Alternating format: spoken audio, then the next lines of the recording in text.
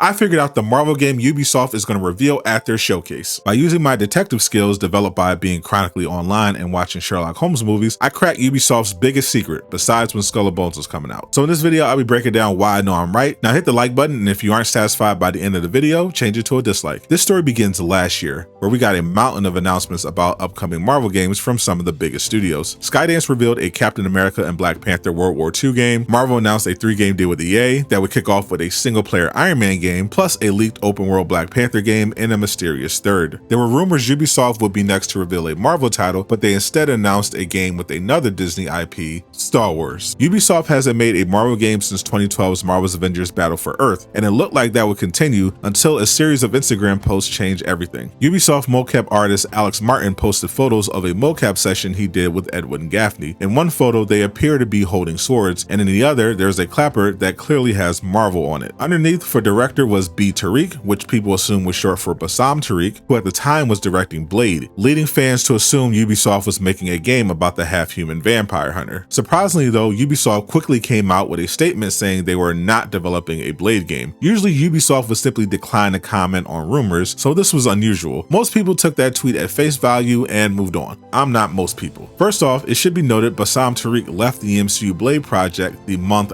after Ubisoft made that statement. Secondly, pay attention to the wording of that tweet. Ubisoft said they weren't developing a Blade game. They didn't say they weren't developing a Marvel game. That's the confirmation I needed to know they are in fact developing one. After committing to attending E3 this year, Ubisoft just pulled out so they can host their own showcase, which would be the perfect time to announce, since there will now be more pressure on them to deliver because they're now competing with Sony, who will also be hosting their own event instead of going to E3. So if the game isn't Blade, what Marvel game could it be? The clue was in the second Instagram photo. The swords. It's one of the reasons people originally thought Blade, but if we assume they were doing mocap for the main character, that opens up some different names for Marvel, like Deadpool, Shatterstar, and Black Knight. Nightcrawler would even technically be on the table since he is in fact one of the most skilled sword users in Marvel, but I don't think any of those characters besides Deadpool are big enough for Ubisoft to trust with a AAA game except Deadpool, and he doesn't seem their style. But if we assume they were doing enemy mocap, that makes things more interesting. What famous Marvel enemy faction is known for their skill with bladed weapons?